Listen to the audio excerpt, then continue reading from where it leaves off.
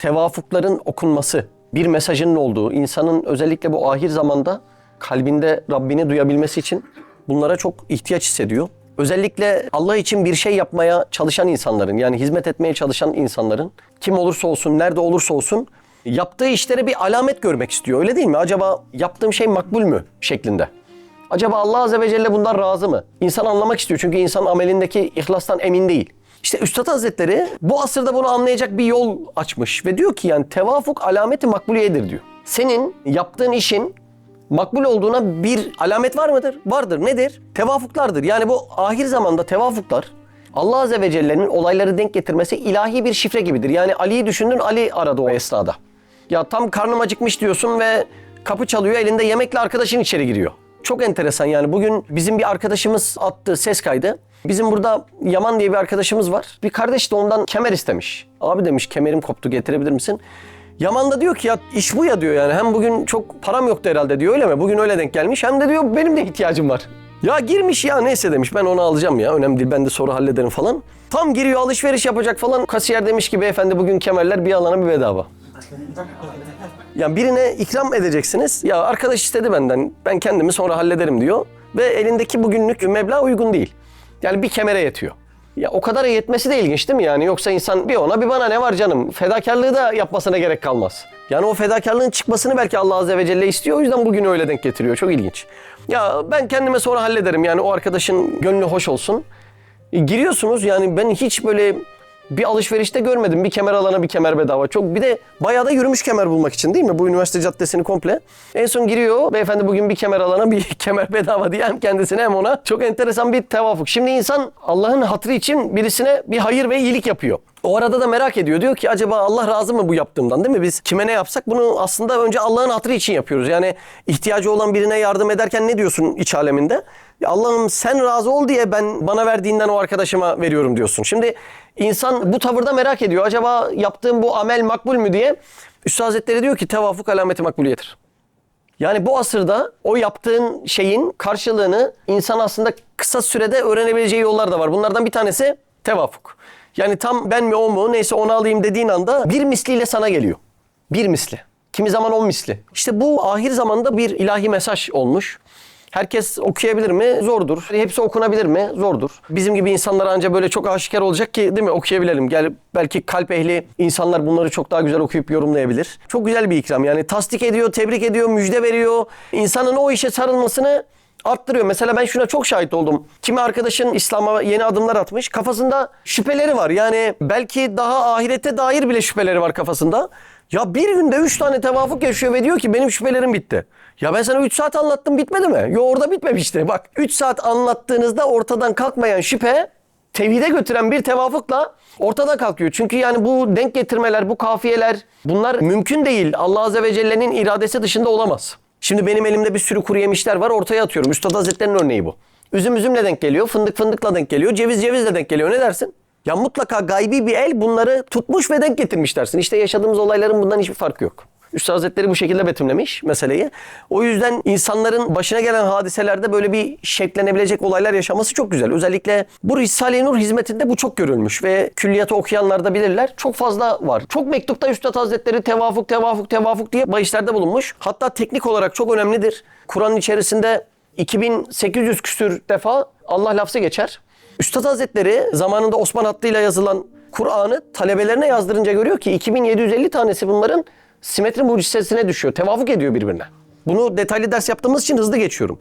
Yani bugün aklı gözüne inmiş bir adam bunu gördüğünde neyi inkar edebilir? Yani 2750 tane lafz-ı celali bugün özel yetenekli insanları getirsen bu simetri mucizesini ortaya koyamaz. Yani bunu bu şekilde denk getiremez. Mümkün değil. Yani bu Kur'an'ın mucizesi. Ama bu tevafuklar insanı bir anda kafasındaki bütün şüpheleri silip atabilir bir hale getiriyor. Çünkü bu yol Hakim ismi üzerinden daha çok ilerlediği için her şeyde bir hikmet vardır. Kainatta var mıdır abes yaratılan bir şey? Yani gezegenler abes yaratılmadığı gibi, onların mihverindeki dönüşleri abes olmadığı gibi benim Mustafa'yla bir mihverde denk gelmem de abes değil. Yani bunu ben okuyamam belki. Belki sen de okuyamazsın. Ama az önceki yörüngedeki kusursuzluk ve uyum bizde de var. Ersin'le bir anda Antep'te tanışmamız gibi. Ben Mustafa ayrı, sen ben, Ersin Mustafa daha ayrı. Yani bu çok daha fazla ihtimalin içerisinde gerçekleşen bir uyum. Çok enteresandır bu hadiseler. Yani bunlar okumaya değmez mi? Allah Azze ve Celle bazılarını rahat okuyalım diye kalın puntolarla yazıyor ve biz bunlara tevafuk diyoruz. Yani açık bir Allah Azze ve Celle'nin ehadi tecellisi, ikramı. İnsanda bu tevafuklar hizmet ölçüsünde daha fazla artar diyor Üstad Hazretleri. Burada da bir hadise var. Bu sefer mektubu yazan talebelerinin üstada yazdığı bir mektup. O mektupta da çok enteresan bir tevafuk örneği var. Özellikle Hayriye Hanım diye bir ev sahibesinin tevafukları var. Beni hayret ettiriyor. Bir orayı okuyalım. Buyurun. Bismihi Subhanehu. Kastamonu layıkası. Risale-i Nur şakitlerinden Hafız Tevfik, Mehmet Feyzi, Emin, Hilmi, Kamil'in bir fıkrasıdır. Gavs-ı Azam'ın üstadımız hakkında fe inneke mehrusun bi aynil inaye. Sen inayet altında gözetilip korunanlardansın. Fıkrasıyla inayet ve teshile mazhar olduğuna. Şimdi Abdülkadir Geylani Hazretleri'nin bir dua kitabı var. Mecmuatül Ahsab. 800 yıl önce orada yazdığı bir kaside var. Şimdi Üstad Hazretleri burada kendisine ve bu hizmete bakan işaretler görmüş. Bu arada işaret, üstüne bir işaret alınma, bunu yorumlamak kimileri için zor oluyor ama çok yorumlamaya gerek yok. Yani yalan söylememek işaret eder ki o adam dürüsttür mesela. Şimdi ben de yalan söylemiyorum. Bu işaret bana desem bir gariplik olur mu? Bir karıncayı basmayan bir insan başkasının yalan imanına da kıyamaz, üzülür, dertlenir. Şimdi sen bakıyorsun gerçekten de yolda yürürken karınca basmaya kıyamıyorsun. O zaman bu işaret bende de var. Ben demek ki kabiliyetlerimi geliştirsem başkasının da yanan imanına üzülürüm. Yani bu işareti üstüne almakta bir gariplik var mı? Burada da böyle bir mesele var yani. Abdülkadir Geylani Hazretleri'nin 800 yıl önce yazdığı kasidede kendilerine o kelimeler tevafuk etmiş ve bunu işaret olarak görmüşler. Mesela cümlede demiş sen bizim gözetimimiz altındasın, sen inayet gözüyle korunmaktasın. Böyle başlamış olay. Yani insanın böyle bir yazıyı metni üstüne alması ona bir güven veriyor ve devam etmiş. Said sözlerini söyle diyor. Kasidede bu cümle geçiyor. Said sözlerini söyle. Sözler Risale-i Nur Külliyatı'nın bir diğer ismi nedir? Sözler. Said sözlerini söyle devam ediyor. Korkma diyor. Demek bazı korkulacak hadiseler yaşanacak. Biz sana Sabri gibi, Bekir gibi, Hulusi gibi talebeler vereceğiz. Aynı 3 isimde Üstad Hazretleri'nin talebesi var. Yani 800 yıl önce yazan bir kasidedeki geçen isimler ona tevafuk ediyor. Yani insan bunu üstüne bir işaret olarak alabilir değil mi? Bunda bir beis olmasa gerek. Ve devam ediyor. Maişetini düşünme, o konuda da mesut olacaksın. Yani bu kadar şey tevafuk edince insan bunu da üstüne alınmak ister değil mi? O noktada da emin olmanın hissini vermek ister. Öyle değil mi? Bazen bize gelip diyorlar hak yolunda yürüyenleri Allah zayi etmemiş, korkmayın. Yani biz de bunu işaret olarak üstümüze alıyoruz değil mi? Ya mazide Allah kimseyi zayi etmemiş. Ya bu güveni insan ihtiyaç duyuyor o noktada. Şimdi burada da bunun gibi düşünmek lazım ama tevafuklar daha fazla. İsimler tevafuk etmiş, eser tevafuk etmiş. Şimdi yukarıda yazan bu kasideden bir söz. Yukarıda yazan. O yüzden bunu açıklamak istedim. Buyurun. Ve tevafuk Risale-i Nur'un kerametinin bir madeni bulunduğuna. Üstad Hazretleri kerametleri şahsa vermez, hizmete verir. Ve burada beklenenden daha olağan dışı gerçekleşen bu güzel olaylar, yani o kerametler bu bizlere değil ama bu Risale-i Nur hizmetine aittir diye bu tevafukları o kategoriye almış. Buyurun. Bu 1-2 gün zarfında küçük ve latif fakat kat'i kanaat veren cüz'i hadiselerin tevafukunda gözümüzle gördüğümüz inayet-i Rabbaniye'nin Bakın bu cümleden anlıyoruz ki o tevafuklar inayet için gelmiş, yardım için. Evet. numunelerinden 5-6'sını beyan ediyoruz ki onlar bu 2 gün zarfında beraber vuku bulmuş. Üstadımız aynı yine bugün Emine dedi. Ya bugün çok yaşanan tevafuklar var. Onlar bahsediliyor. Yine bunun üstüne bu Hayriye Hanım meselesi başlı başına zaten filmi koparan parça bana göre. Beni çok şaşırtan bir mektup burası. 3-4 aydır her hafta Karyesi'nden buraya gelen hane sahibesi gelmedi. Kirasını 4 aydır almadı. Hayriye Hanım her ay gelip kirasını alır mı? 4 aydır gelmiyor. Herhalde cevap gönderin, gelsin alsın dediği aynı dakikada 4 aydan beri yanına gelmeyen o hane sahibesi kapıya vurdu, geldi. 5 aylık kirasını aldı. Bakın ev sahibesi Hayriye Hanım 4 aydır yok. Normalde sektiriyor mu kirasını almayı? Sektirmez ama bu sefer 4 aydır gelmiyor. Belki zaten kirayı ödeyecek para da yok. Yani o da başka bir mesele değil mi? Tam kira toplanınca gelsin alsın denildiği dakikada kapı çalıyor. Hayriye Hanım geliyor ve 5 aylık kirasını alıp gidiyor. Bak çok enteresan bir tevafuk. Buyurun. Üstadımız bu hadise-i inayetten memnuniyeti için uzak bir nahiyeden gelen yuvarlak, hiç görmediğimiz ve burada bulunmayan bir küçük ekmeği o hane sahibesine verdi. Aynı vakitte 20 dakika zarfında burada bulunmayan aynı ekmekten 2 sene Risale-i Nur'un 2 kitabını alıp mütalasının manevi ücretinden 1/1000 ücret olarak geldi. O hanımefendi bu noktada tevafuk ettiği için Üstad Hazretleri'nin kıymetli neyi var? Ekmeği var. Ama ekmek de o bölgede çok bulunmayan bir ekmek. Demek ki birisi ona Üstad Hazretleri'ne karşılığını veriyor. Karşılığını vermeden almıyor bu tür şeyleri Üstad Hazretleri. O ekmeği getiriyor.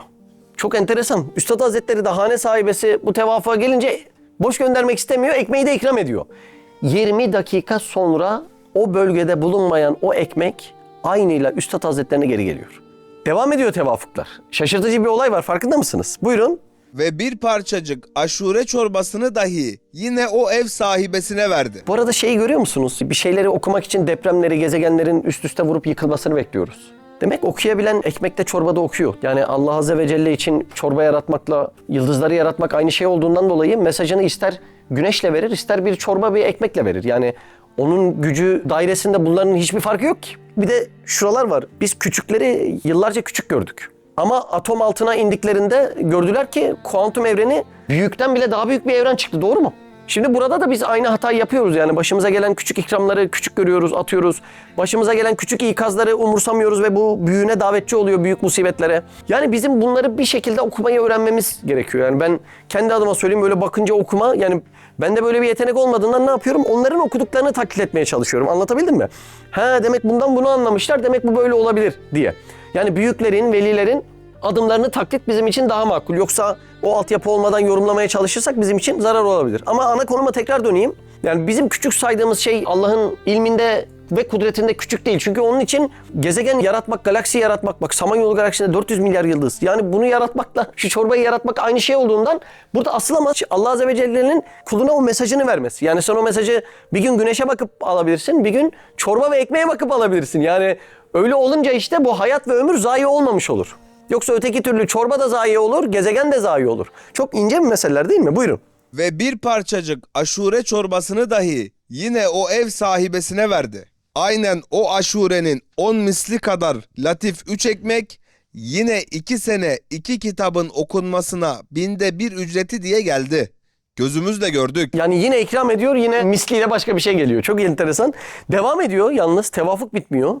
Yani aynı gün yaşanan üst üste tevafuklar. Tevafuk bir tane olsa yorumlamak zor olur değil mi yani? Belki insanın haddine bile zor düşer bir tevafuk yaşandı diye.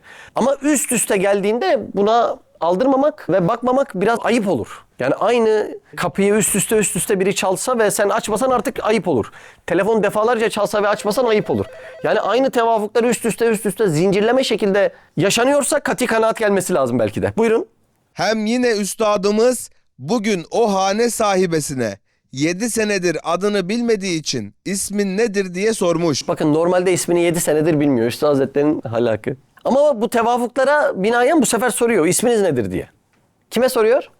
Hayriye Hanım'a. Evet. O da demiş Hayriye'dir. Hayriye isminde olmak tevafukuyla 2 saat sonra Hayri namında Risale-i Nur'un bir şakirdi. Haberimiz yokken İstanbul'a gitmiş. Hem ticaret münasebetiyle 2 mühim şakirtler dahi gidip geç kaldılar. Maddi manevi fırtınalar münasebetiyle üstadımız onları hem oradaki mühim bir şakirdi çok merak ediyordu. Bugün o Hayri 2 saat Hayriye'den sonra geldi. Normalde çok önceden gitti. Üstad da merak ediyor ne oldu bu Hayriye diye. Hayriye Hanım'dan 2 saat sonra uzun süredir ortalıkta gözükmeyen Hayri Bey geliyor. Ama Üstad Hazretleri onları merak ediyor maddi ve manevi hadiselerden dolayı. O yüzden gelse belki de bizim anladığımız Hayri Bey'e kızacak Üstad Hazretleri. Kızmaya hazırlanıyor. Ama tevafuk kızmasına da müsaade etmeyecek. Birazdan başka bir tevafuk görürsünüz. Daha bitmedi tevafuklar. Buyurun. O 3 şakirt hakkındaki merakı izale ettikten sonra 4 aydan beri devam eden tefarik namında üstadımızın bir kokusu bugün bitmiş. Biz parfüm sıkıyoruz da Üstad Hazretleri'nin de tefarik kokusu var. Bir karışım tefarik. 4 aydır kullanıyor. Bugün tefarik bitmiş. Üstad Hazretleri'nin kokusu, o sünnet, güzel kokunma sünnetini eda etmek için tefarik ismindeki kokusu 4 aydır bitmeyen koku bugün bitiyor. Evet. Hayri'nin elinde bir küçük şişe. Hayri Bey neyle gelmiş? Şişe. Evet. Dedi size tefarik getirdim. Biz de bu küçük latif tefarikteki tevafuka barekallah dedik. Hayriye Hanım 7 yıldır adını sormamış. İlk kez soruyor. O arada da uzun süredir ortalıkta gözükmeyen bir talebesi var. Hayri Bey çok merak ediyor. Ne oldu Hayri Bey'e? Hayriye Hanım gidiyor. 2 saat sonra Hayri Bey geliyor. Üstad Hazretlerinin bitmiş tefarik kokusu var. Kapıdan giriyor, belki Üstad Hazretleri kızacak. Neredesin Keçeli diye. Hayri Bey'e kızacak belki. Neredesiniz? Niye haber vermiyorsunuz diye. Biten tefarik kokusunu üstadım sana tefarik hediye getirdim dediği için o tevafuk belki o kızmayı dahi engelliyor. Allah Allah. Çok çok ilginç olaylar. Evet. Bu 2 gün zarfında bu küçücük numuneler gibi Üstadımız Mucizat-ı Ahmediye'nin tasihatıyla meşgul olduğu için bunlardan başka çok numuneleri görmüş. Numune görmesinin sebebini anladınız mı? 19. mektup olan Mucizat-ı Ahmediye. İçinde ya 303 ya 305 ya 307. Hadisi Üstad Hazretleri ravileriyle söylüyor. Tabi yanında Kur'an'dan başka hiçbir kitap yok. Mucizat-ı Ahmediye, Resulullah Aleyhisselatü Vesselam'ı inanılmaz bir şekilde anlatan bir eser. 19. mektup diye bir bölümde geçen bir eser. Bu tevafukların gelme meselesi bir oturup çay içerken de olmuyor. 19. mektup Mucizat-ı Ahmediye eseriyle uğraşılırken oluyor. Anladınız mı yani? Hizmet ederken hizmetinin derecesi ölçüsünde. Buyurun. Madem 2 günde böyle inayetin cilvelerini görüyoruz, O inayetin cilvelerinden biri 19. mektubun kendisi. Allahu alem yaklaşık 8 farklı katip yazıyor. İçindeki Resul-i Ekrem lafızları da birbirine tevafuk ediyor. Yani 8 farklı kişiye bir eseri yazdırın ve içinde Resul-i Ekrem aleyhissalatü vesselam lafızları tevafuk etsin. Onun vesile olduğu tevafuklar ve onun içindeki tevafuklar. Şimdiki cümleye çok dikkat ederseniz iyi olur. Risale-i Nur dairesi içinde dikkat edilse herkes kendi nefsinde hizmeti derecesinde böyle numuneleri görebilir. Yani kişi kendi dünyasında hizmeti kadar tevafuklar görebilir. Çok hizmet eden demek ki çok görür. Buyur Ömer. Risale-i Nur şakirtlerinden Hafız Tevfik, Hilmi, Kamil. Evet, evet, evet. Hayri, Mehmet Feyzi, Emin. Gözümüzle gördük. Evet, ben de tasdik ediyorum. Said Nursi. Yani şahit olanlar da çok fazla. Onlar da şahitliğini yeniden dile getirmek istemiş. Allah hepsinden ebeden ve daimen razı olsun. Subhaneke la ilme lena illa ma allamtena inneke entel alimul hakim ve ahiru davana elhamdülillahi rabbil alamin. El Fatiha. Allah salavat.